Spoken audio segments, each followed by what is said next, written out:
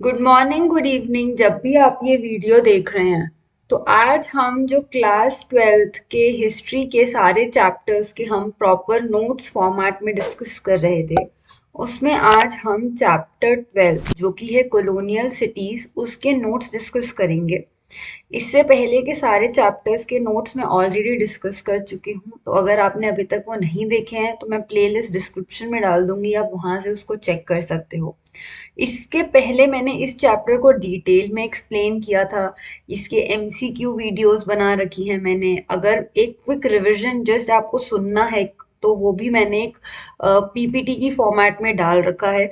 तो सारा content available है जो आपको चैप्टर अच्छे से समझा सकता है। एक प्रॉपर गाइड फॉर्मेट में मैंने बना रखा है। So hello and welcome to success learning. I hope आप सब बहुत अच्छे होंगे। अगर आप चैनल से फर्स्ट टाइम जुड़ रहे हैं तो चैनल को सब्सक्राइब कीजिएगा और बेल आइकन को क्लिक करना मत भूलिएगा।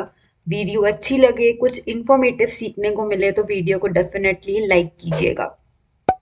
और अगर आपको इसकी पीडीएफ चाहिए हो खुद की प्रैक्टिस करने के पर्पज से तो वो आप टेलीग्राम चैनल से डाउनलोड कर सकते हैं। तो शुरू करते हैं चैप्टर 12 द कॉलोनियल सिटीज।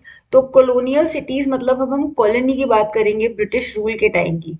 तो हमें उन सब के बारे में कैसे पता चलता है, सबसे पहले तो यही बात आप जान लीजिए कि सोर्सेस क्या थे जो ईस्ट इंडिया कंपनी ने रिकॉर्ड्स रखे। हर 10 साल में सेंसस होना शुरू हुआ था। इस पे एमसीक्यू क्वेश्चन भी आता है, मैंने आगे इस पे लिखा हुआ है, आप देख लीजिएगा। म्यूनिसिपल रिपोर्ट्स जो थी उनसे हमें पता चलता है। अर्बन पॉपुलेशन बढ़ती जा रही थी। क्यों बढ़ रही होगी? एम्प्लॉयमेंट के कारण बढ़ रही होगी। तो 10% से 13% तक बढ़ गई थी इन 40 ईयर्स में, 1900 से 1940 में। 18th सेंचुरी के एंड तक मद्रास, बॉम्बे, कैलकाटा, MBC ये एक इम्पॉर्टेंट सिटीज की तरह डेवलप हुए थे। जब आप मुगल एम्पायर के टाइम में हम देख रहे थे तो हमें ये सिटीज नहीं देखने को मिल रही थी। मुगल एम्पायर के टाइम में हम कौन सी सिटीज देख रहे थे? दिल्ली, आगरा, लाहौर, हमें ये सिटीज मेंशन हो रही थी। अब हमें बॉम्बे, मद्रास, कैलकाटा ये दिख रही हैं। क्यों? Because of port. ये इंपॉर्टेंट पोर्ट बन गए बिकॉज ब्रिटिशर्स को एक्सपोर्ट इंपोर्ट करने में हेल्प करते थे। अब कलेक्ट डेटा करने में क्या डिफिकल्टी होती थी? ये बहुत नई चीज थी हमारे यहाँ पे। तो लोग विलिंग नहीं थे, लोग चाहते नहीं थे कि वो अपनी सही इंफॉर्मेशन दें, उनको डर लगता था। दूसरा, कितने पैदा हुए, कितने मर गए, कितने लोगों को डिसीजेज हो रही हैं, इस डेटा को एग्जैक्टली कलेक्ट करना बहुत मुश्किल था। पोर्ट्स कौन से थे? मद्रास, बॉम्बे, कैलकाटा। और वहां पे जो किले बनाए थे इन लोगों ने अपनी प्रोटेक्शन के लिए, तो सेंट जॉर्ज था मद्रास में, फोर्ट विलियम था कैलकाटा में, और बॉम्बे में भी फोर्ट था। तो ये अपनी प्रोटेक्शन के लिए वो बनाया करते थे और ये उनके नाम हैं। ये एमसीक्यू पर्पज से अगर आप सीयूईटी की तैयारी कर रहे हो या फिर अगर आप किसी कॉम्पिटिटिव एग्जाम की तैयारी कर रहे हो तो this is the important part. Towns and colonies. अब हम प्री कॉलोनियल टाइम, जैसे मैंने आपको ऊपर मुगल्स का रेफरेंस दिया, तो colony Britishers east India company के आने से पहले कैसी थी चीजें? तो टाउन्स को डिफाइन किया जाता था रूरल एरिया के ऑपोजिशन में कि ये टाउन है, शहर है, और ये गांव है। टाउन्स जो थे वो स्पेसिफिक फॉर्म होती थी। वहां पे राजा रहते थे, मंत्री रहते थे, एक स्पेसिफिक इकोनॉमिक एक्टिविटी और कल्चर होता था। जो द पीपल लिव्ड, जो रूरल एरिया में रहते थे वो लोग कल्टीवेशन करते थे। लोग जंगलों में जाके वहां पे गायें चराना, बकरी चराना, जो भी जानवरों को रेयर करा करते थे। और टाउन्स जो होते थे, बाय कॉन्ट्रास्ट यहाँ पे आर्टिसंस, ट्रेडर्स, व्यापारी, मैनेज करने वाले एडमिनिस्ट्रेटर्स और राजा ये सब रहते थे। शहर हमेशा से रूरल पॉपुलेशन पे डोमिनेटिंग होता था। शहर या जो सिटीज होती थी इनके आसपास किले बनाए जाते थे, फोर्ट्स बनाए जाते थे, दीवारें बनाई जाती थी, ताकि ये जो उस कंट्री बाहर का एरिया, जो रूरल एरिया है, उसको शहर वाले एरिया को अलग करने के लिए दीवारें बनाई जाती थी। जब टाउन्स पे अटैक होता था तो लोग भाग के जो बाहर का, जो शहर से दूर जंगल का एरिया है, वहां पे जाके छुप जाया करते थे। जो व्यापारी हैं या जो पेडलर्स, जो पैर पे चलते हैं, जो सामान बेचते हैं, वो गांव से सामान शहर से गांव में लेके जाया करते थे। बिकॉज देखो कुछ चीजें ऐसी हैं जो टाउन्स में मिलती हैं, कुछ चीजें ऐसी हैं जो विलेजेस में मिलती हैं। तो फिर इसीलिए व्यापारी और पेडलर्स वगैरह कुछ सामान जो शहरों में मिलता है गांव में नहीं मिलता, वो वहां लेके जाया करते थे। और कुछ सामान जो विलेजेस में मिलता है वो तो ऑब्वियसली जैसे वेजिटेबल्स वगैरह सब जो ग्रो हो रही हैं विलेजेस में, वो टाउन जाया करती थी। तो ऐसे करके रेवेन्यू फ्लो होता रहता था टाउन से विलेजेस की तरफ। टाउन्स जो थे ये मुगल्स ने बिल्ड किए थे, और यहाँ पे बहुत ज्यादा पॉपुलेशन रहती थी। मॉन्यूमेंटल बिल्डिंग्स बनाई गई थी, स्पेशली शाहजहां के टाइम में बहुत सारी बिल्डिंग्स बनी थी। उनकी जो भी वेल्थ होती थी अपनी इंपीरियल पावर दिखाने का एक तरीका होता था। आगरा, दिल्ली, लाहौर इंपॉर्टेंट सेंटर्स थे मुगल टाइम में। आर्टिसंस जो होते थे ये एक्सक्लूसिव हैंडीक्राफ्ट्स बनाते थे। जो नोबल्स होते थे, मंत्री हैं, राजा के आसपास के जो दरबार के लोग हैं, उनके लिए कारीगर स्पेशली हाथ से चीजें बनाया करते थे। अनाज जो होता था वो जो शहर के बाहर का एरिया है वहां से आता था शहरों में। और जो भी ट्रेजरी होती थी, जो भी पैसे हैं, ट्रेजरी है, वो कहाँ होगी? जहाँ राजा होगा तो कैपिटल में होती थी। अगर हम साउथ की बात करें तो टाउन जैसे कि मदुरई और कांचीपुरम ये इम्पोर्टेंट टेम्पल्स हैं। साउथ में आपको टेम्पल्स एक इम्पोर्टेंट सेंटर के तौर से दिखेंगे रिलीजियस फेस्टिवल्स के साथ साथ। क्योंकि देखो अगर कहीं पे भी आप देखोगे कोई त्योहार हो रहा है तो उसके साथ मेले लगते हैं, लोग तीर्थ पे जाते हैं, तो व्यापार होता है। तो ऐसे करके रिलीजियस फेस्टिवल्स को बहुत सारी चीजों से रिलेट किया जाता था और इम्पोर्टेंट सेंटर्स माने जाते थे। रूरल जो वहां के एरिया में रूल करते थे राजा, उनकी हाईएस्ट अथॉरिटी होती थी। और वो रिलीजियस जो इंस्टीट्यूशंस होते थे, जो रिलीजियस जैसे इतने सारे मंदिर, और बहुत ही बेहतरीन मंदिर आपको साउथ में देखने को मिलेंगे, तो उस वक्त वो बनाए गए थे। जो रिलेशनशिप थी he had with other groups of classes, but अब जो भी रिलेशनशिप साउथ की होती थी वो सोसाइटी, प्लेस इन सोसाइटी और टाउन के बेस पे होती थी। अगर 18th सेंचुरी की अब हम बात करें तो ओल्ड टाउन जैसे दिल्ली, यहाँ पे हमने दिल्ली, लाहौर इन सब की बात की, ये सब अब डिक्लाइन हो गए थे। नए ग्रोथ, नए रीजनल पावर डेवलप हुई, जैसे लखनऊ, हैदराबाद, श्रीरंगपट्टनम, पूना, नागपुर, बड़ौदा, तंजौर, ये कुछ सेंटर्स थे जो पहले रीजनल एरियाज में इतने इंपॉर्टेंट नहीं थे, बट अब ये थोड़े पावर 18th सेंचुरी में इनकी पावर थोड़ी सी देखने को हमें मिलती है। ट्रेडर्स, एडमिनिस्ट्रेटर्स जो पहले मुगल सेंटर्स हुआ करते थे, उनको अब नई कैपिटल की तरफ वो मूव करने लगे। क्योंकि अब मुगल एम्पायर खत्म हो चुका है, पर वहाँ के जो व्यापारी हैं, वहाँ पे जो काम करते थे लोग या वहाँ पे जो कारीगर थे, अब उन्हें काम कैसे मिलेगा? तो वो दूसरी जगहों पे जाने लगे काम के लिए।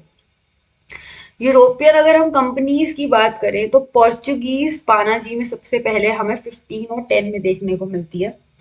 फिर डच मसूलीपट्टनम में 1605, ब्रिटिश मद्रास में 1636, फ्रेंच पौंडीचेरी में 1853। फ्रेंच सबसे लास्ट रहेंगे, ये आप याद रखिएगा। तो ये उन्होंने अपने बेस सेटअप किए थे, सबसे पहले पोर्चुगीज ने सेटअप किया था और सबसे लास्ट में फ्रेंच ने सेटअप किया था। 18th सेंचुरी के एंड आते आते जो लैंड बेस एम्पायर था एशिया का, पहले जमीन की बहुत इंपॉर्टेंस होती थी, व्यापार सारा जमीन से होता था, लेकिन 18th सेंचुरी के एंड आते आते सारा व्यापार समुद्र से होने लग गया, क्योंकि यूरोपियन एम्पायर स्टैब्लिश होने लग गया था। इंटरनेशनल अगर हम ट्रेड की बात करें, कैपिटल की बात करें, merchandise now came to decline the nature of society.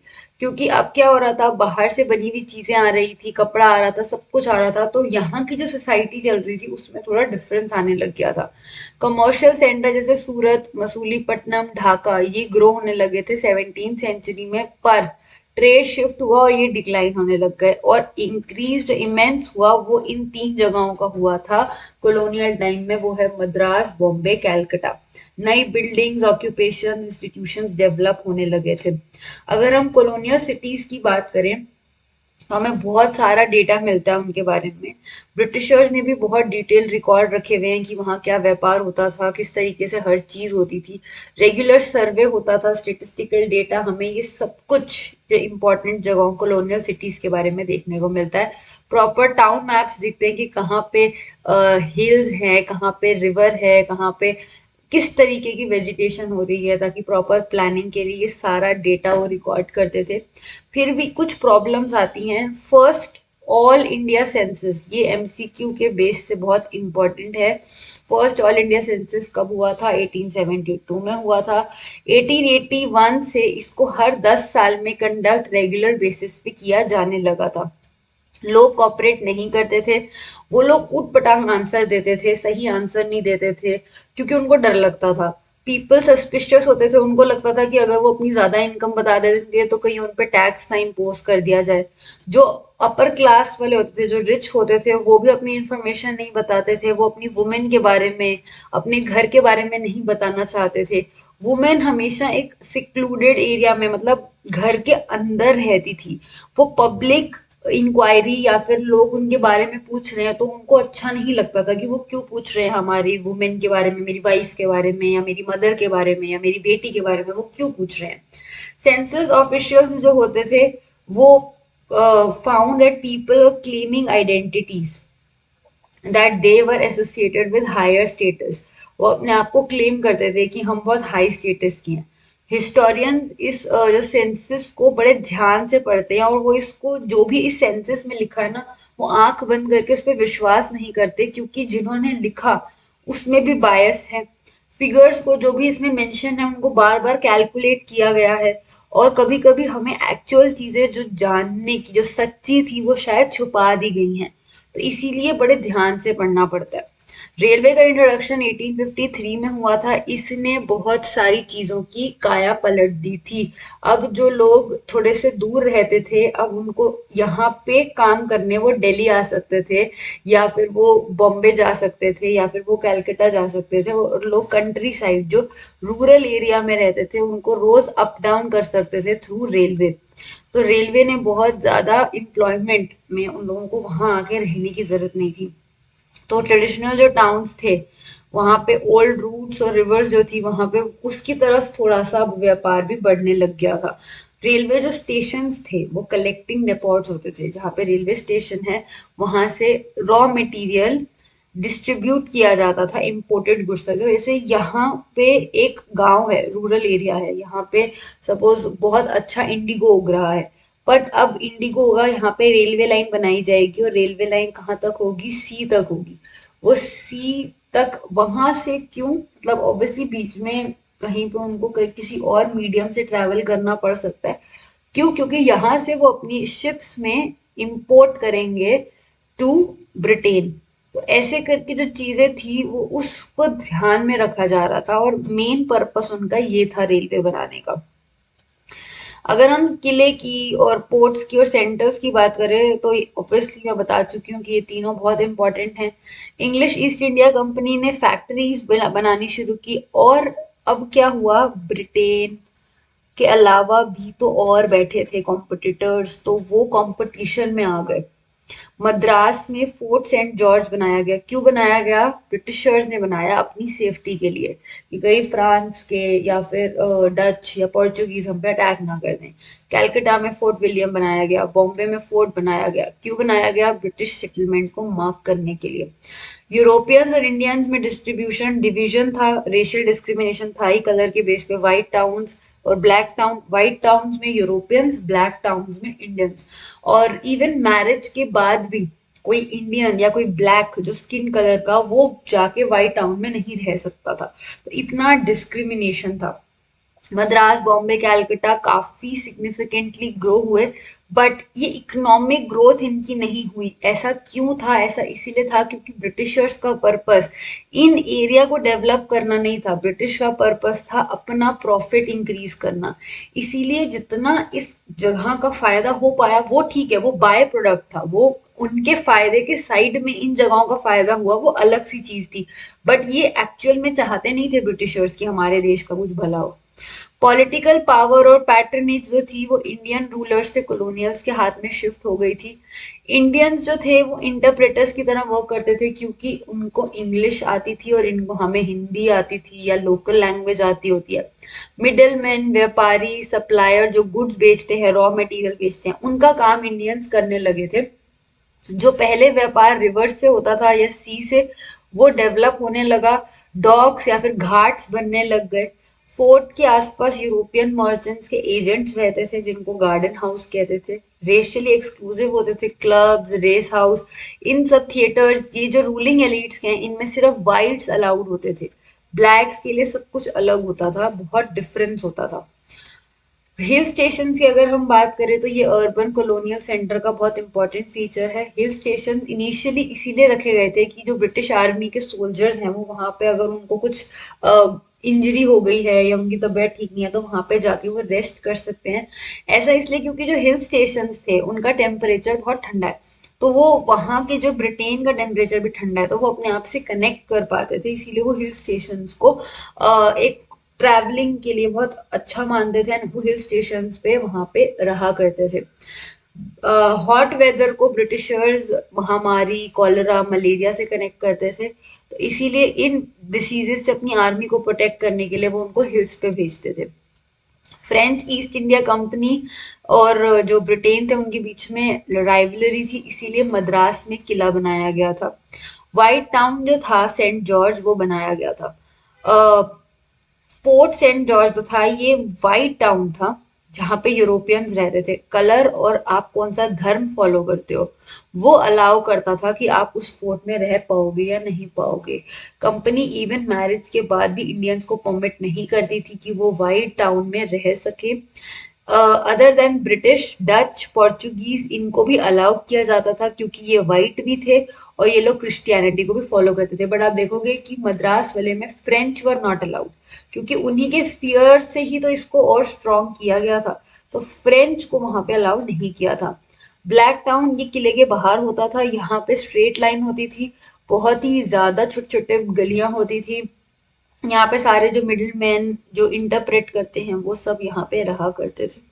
अगर हम फोर्ट की बात करें तो बहुत खुले मैदान होते थे उसके आसपास। फोर्ट विलियम एंड उसके आसपास मैदान होते थे खुले खुले। कैलकटा's फर्स्ट सिग्निफिकेंट टाउन प्लानिंग जो 1798 में लॉर्ड वीजली थे, वो गवर्नर बने थे जनरल, और उन्होंने मैसिव गवर्नमेंट हाउस बनाया था और रेशियल डिवाइड वाइट और ब्लैक में किया था और उसको नया डिवाइड हेल्दी और अनहेल्दी कहला दिया गया था। तो इस तरीके से बड़े बड़े स्ट्रक्चर बनाते थे और वो जो फोर्ट होता था उसके आसपास गार्डन्स होते थे और फिर उसके बाद ब्लैक टाउन होता था। अगर हम बॉम्बे की बात करें तो 20th सेंचुरी में नया आर्किटेक्चरल डिजाइन जो इंडियन और यूरोपियन को कंबाइन करके बनाया जाने लगा उसका नाम था इंडो सार्सेनिक। ये भी एमसीक्यू पॉइंट से इंपॉर्टेंट है। Indo shorthand for Hindu जो इंडियन है, और सार्सेनिक मतलब की term European, use to design designate Muslim. तो उस एक कल्चर को इनहेबिट करके भी एक नया आर्किटेक्चर डिजाइन बनाया जाने लगा। जमशेदजी टाटा ने ताजमहल जो बॉम्बे में है वो इसी डिजाइन के बेस पे बनाया था। और एक और दूसरा स्टाइल वो है इंडो गॉथिक। ये इसमें क्या होता है, हाई पिच रूफ होती है, पॉइंटेड आर्च यानी कि ऐसे आर्च पॉइंटेड होती है और बहुत बेहतरीन नक्काशी डेकोरेशन की जाती है। वो दूसरा पैटर्न है इंडो गॉथिक। तो इसमें दो पैटर्न हैं जो आपके चैप्टर में मेंशन है और इसका ये एग्जाम्पल है, तो ये आप याद रख सकते हैं। तो ये था आपका पूरा चैप्टर एक शॉर्ट ब्रीफ में कॉलोनियल सिटीज के ऊपर। आई थिंक आपको अगर आप एमसीक्यू की सीयूईटी की तैयारी कर रहे हो तब भी एक रिवीजन के तौर से आपको हेल्प कर सकता है। अगर अभी तक चैप्टर नहीं पढ़ा था तब भी एक आइडिया तो मिल गया होगा। तो ये था पूरा चैप्टर 12 कॉलोनियल सिटीज। अगर आपको कोई भी डाउट हो तो आप मुझसे बेझिझक कमेंट बॉक्स में पूछ सकते हैं। वीडियो अच्छी लगी हो तो वीडियो को डेफिनेटली लाइक कीजिएगा। चैनल से अगर फर्स्ट टाइम जुड़ रहे हैं तो चैनल को सब्सक्राइब करके बेल आइकन को जरूर क्लिक कर लीजिएगा। अगर इसकी पीडीएफ चाहिए हो तो टेलीग्राम इज द प्लेस, आप टेलीग्राम से जाके इसको डाउनलोड कर सकते हैं। मिलती हूँ मैं अगली वीडियो में, तब तक के लिए keep learning and keep growing.